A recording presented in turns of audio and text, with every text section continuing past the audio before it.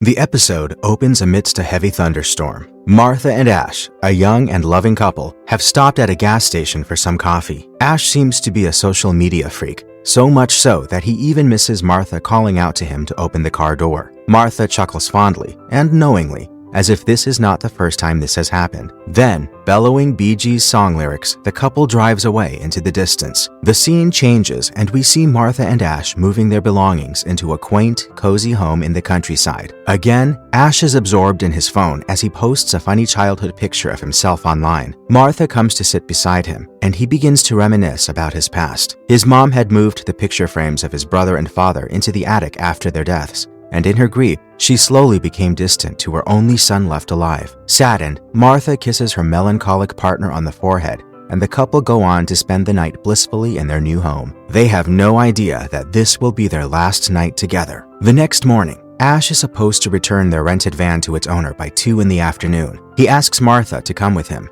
She, however, is unable to do so as she has a job as an illustrator, and a new assignment needs to be submitted by the end of the day. Ash leaves and Martha, peacefully unaware of what is about to happen, goes on about her day. The night grows darker and Ash still hasn't returned. Martha becomes worried as her calls repeatedly go to voicemail. Her distress skyrockets when the renting company says that the van hasn't been returned at all. While on the phone with her sister Naomi, Martha hears police sirens. Numbly, she walks towards the front door, and just as she catches the glimpse of the cops' faces, she knows her Ash is dead. Another cut. Martha arrives at the funeral where one of her friends, Sarah, starts to ramble about her own grievances. She goes on about how nothing felt real when Mark, someone dear to her, presumably her partner, passed away. The people didn't feel real, and whatever they spoke felt almost otherworldly, as if everything around her was surreal, incomprehensible. We witness that Martha is getting frustrated by this, and not a place to compare one's misery. But Sarah doesn't stop. She tells her about a service that helped her mourn Mark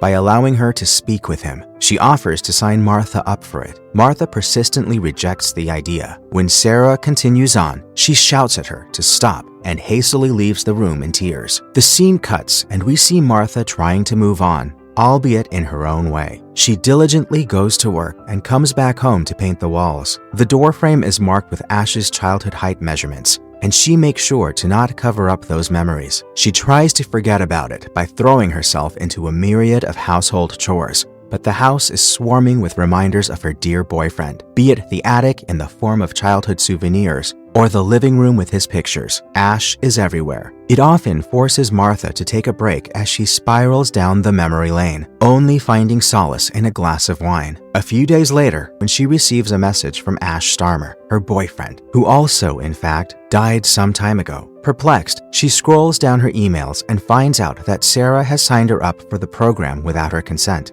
Furious, she rages at Sarah that it is sick for the system to use Ash's name when he's dead. Sarah explains that since Ash was so active online, the program will use all his public data to make a similar personality whom Martha can talk with. Still, Martha feels repulsed by the idea, feeling as if she is betraying Ash's memory. The next day, we see Martha sprinting to the bathroom. She throws up and panic fills her up. Anxious, she takes a pregnancy test. It comes up positive. She is with child. She calls her sister frantically, but Naomi can't hear her phone ring as she is busy with her own children. Hours seem to go by slowly when Martha, all on her lonesome, contacts the program Sarah signed her up for. By chatting with him through messages, she finds out that this virtual personality of Ash has the same witty humor that her Ash did. She becomes emotional, and it almost starts to feel like her dead love has returned to her. She tells him about her pregnancy, and they chat into the night. Martha has the urge to talk to Ash, to hear his voice again. She hadn't known that all those days ago, the amusing conversations she had with him about the rented van would be the last she'll hear of him. She uploads personal pictures and videos of him into the system's database so that the virtual personality can better replicate Ash's voice and mannerisms. She gets a call from the software and is moved when he sounds exactly like the real Ash. She fears she is going mad, but also starts to believe that she is talking to her deceased partner. Moving on, Martha is on a hike, talking to Ash and telling him all about their inside jokes and stories. For a moment,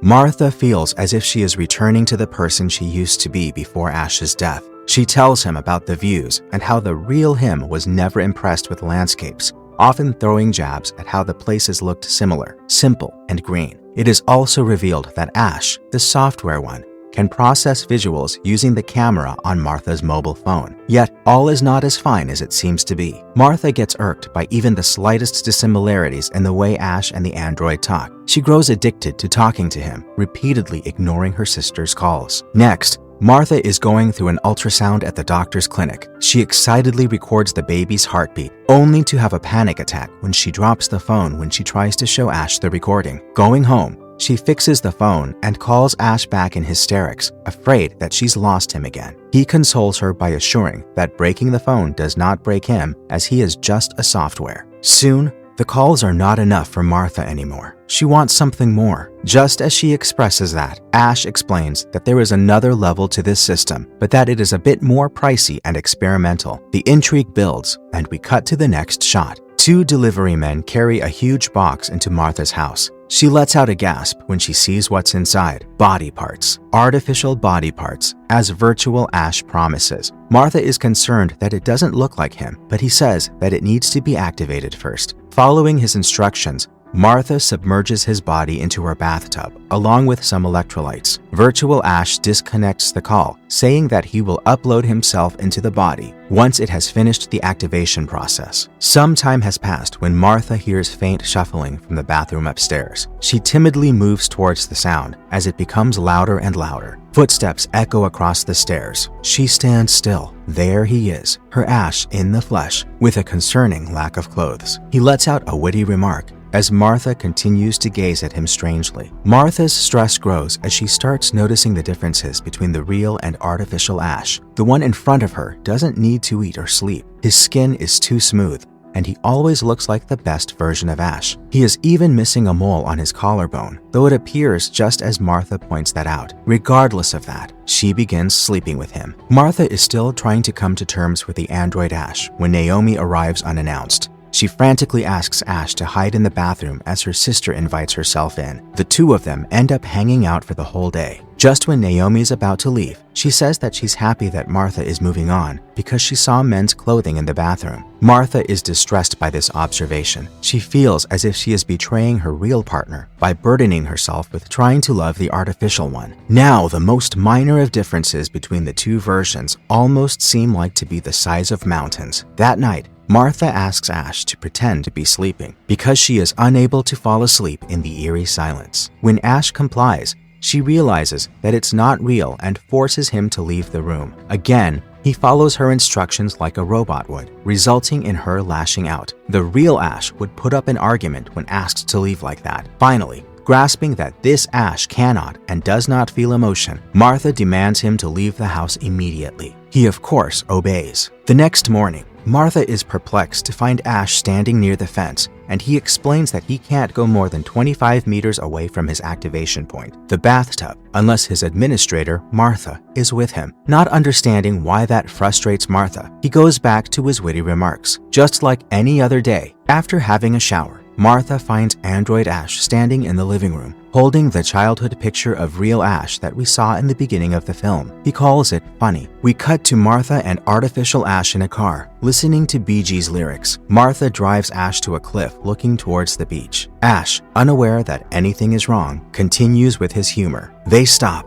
and Martha asks him to jump over. Her anger grows as she sees that Ash is ready to follow her instructions. She knows that a real person would have been scared. Finally, she lets out her thoughts. She rages that he is nothing but a cheap copy of what Ash was to the public, and he will never compare to him. As she asks him to jump again, he retaliates by crying, begging for his own life. Martha grows distraught by his response, mumbling that it's not fair again and again. In the next scene, it seems like we have skipped ahead a few years as Martha celebrates her daughter's birthday in the same house in the countryside. When the cake slices are being cut, her daughter asks for another slice to take upstairs. We then find out that artificial Ash has been living in the attic ever since the confrontation on the cliff, and he sees Martha's daughter every weekend. The little girl offers him cake and then sneakily says that she knows he does not eat. The episode ends with the daughter excitedly asking her mother to come up and hang out with her and Ash. Martha, meanwhile, is lost in thought after hearing Ash treating her daughter just as a father would. She listens to her daughter call down to her and joins them.